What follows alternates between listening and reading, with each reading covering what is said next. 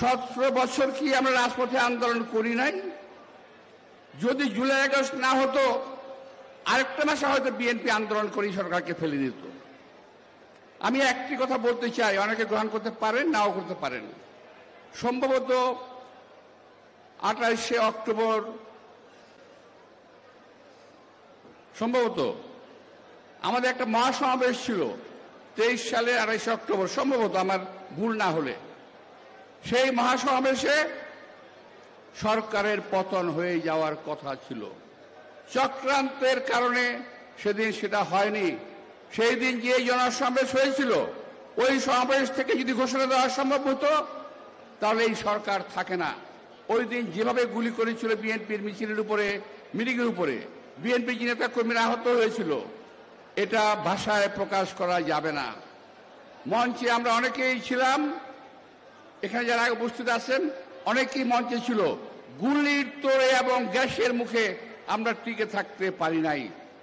কিন্তু শেষ পর্যন্ত আমি এবং আমাদের সেক্রেটারি জেনারেল ফখরুল ইসলাম আলমগীর মঞ্চেই ছিলাম। কিন্তু কেন? এই আন্দোলন তো ছিল এই সরকারের বিরুদ্ধে, এই আন্দোলন ছিল সরকারের বিরুদ্ধে, গণতন্ত্রের পক্ষে, বাক স্বাধীনতার পক্ষে আমরা আন্দোলন করেছি। আমি আরেকবার বক্তব্যে বলেছিলাম যে আমরা 17 বছর পরিশ্রম করে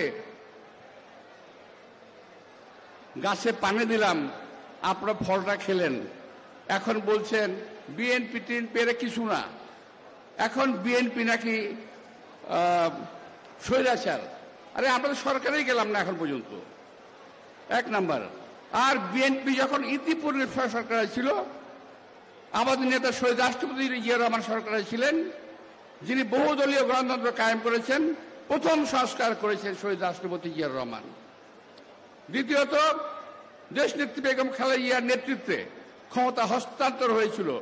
মনে আপনাদের অনেকে জানেন না, অনেকে মনে নাই, আমাদের সিনিয়রদের অনেকে মনে আছে। শহীদ রাষ্ট্রপতি দেশনেত্রী বেগম খালেদা জিয়া বঙ্গভবনে গিয়ে পল্টনে মিটিং করে ক্ষমতা হস্তান্তর করেছিলেন। যদি শেখ হাসিনা যথারীতি ক্ষমতা হস্তান্তর করতেন, দেশে আজকে এই অরাজক পরিস্থিতি সৃষ্টি হতো না। আজকে আরো একটি কথা যেটা শুনলাম, কি না মাজেদ নাকি সাজেদ, একজন মেজর দেশে বসে চক্রান্ত করছে, সরকারকে কি করবে কিংবা দেশে একটা অঘটন ঘটাবে। এই সমস্ত চক্রান্ত কিন্তু আমরা বুঝি। এগুলো একটি বানানোর নাটক শুরু করেছেন যাতে নির্বাচনটা পেছানো যায়, যাতে নির্বাচনটা না হয়। কিন্তু একটা কথা মনে রাখবেন, দেশের মানুষ 17 বছর আন্দোলন করেছে কিন্তু ভোটের জন্যে। এই ভোট এই সরকারের কাছ থেকে আমরা আদায় করেই ছাড়ব। সরকারের পিছনে, সরকারের ভিতরে বাইরে যতই ষড়যন্ত্র চলুক, কোনো ষড়যন্ত্রকেই বিএনপি অপ্রতিরোধ্য মনে করে না।